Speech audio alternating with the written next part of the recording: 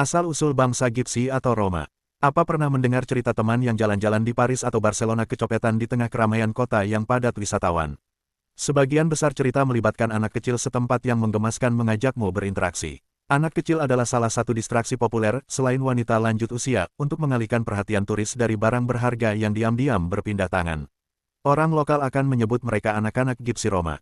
Perhatian, bangsa Romawi kuno tidak ada kaitannya dengan Gipsi. Bangsa Gipsi yang kita dengar dari cerita fantasi maupun media populer lainnya identik dengan kebebasan.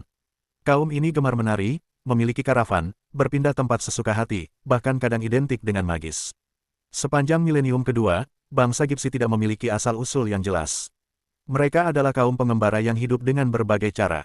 Seringkali cara hidup mereka tidak disukai warga setempat. Selain kaum Yahudi, Gipsi adalah salah satu kaum yang dibenci orang-orang Eropa sepanjang milenium kedua. Paling tidak orang Yahudi lebih smart hingga memiliki tanah sendiri dan hidup menetap seperti kebanyakan orang sekitar. Sementara orang Gipsi atau Roma lebih banyak hidup dalam kemelaratan dan kekumuhan. Dipercaya kaum Gipsi muncul pertama kali di Eropa saat era Perang Salib. Bangsa Eropa mengira mereka bagian dari bangsa Turki. Kulit mereka yang lebih gelap daripada bangsa Eropa pada umumnya membuat kaum ini tidak disukai.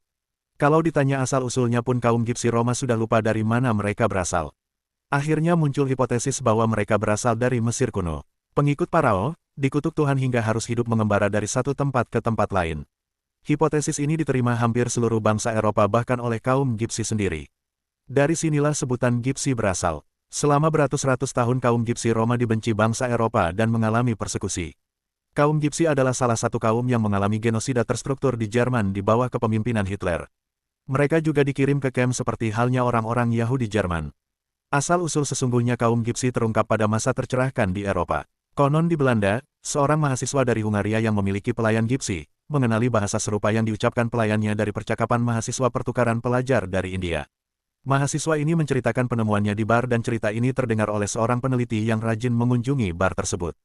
Di luar urban legend ini, kini terungkap bahwa bangsa Gipsi berasal dari India. Teori terbaru adalah bangsa Gipsi berasal dari India bagian utara yang kalah perang melawan Mahmud Ghaznavi dari Persia. Jadi sebutan Gipsi yang menempel selama ratusan tahun sudah tidak tepat lagi. Mereka ternyata bukan pengikut Parao. Kaum ini memilih disebut sebagai orang Roma atau Romani. Roma diambil dari bahasa Sanskrit yang artinya para laki-laki atau pria. Roma di sini tidak ada hubungannya dengan Romawi kuno atau Romania. Mereka semata ingin disebut manusia dalam bahasa mereka. Gipsi sekarang jadi semacam N-word di Eropa. Dianggap sebagai hinaan. Orang tidak boleh menyebut kaum mereka sebagai Gipsi lagi. Nasib orang Romani sebagai pengungsi di Eropa tidak sebaik nasib kaum Yahudi. Kalau orang Yahudi identik dengan kemampuan akademis tinggi dan menciptakan kekayaan 7 turunan, orang Romani identik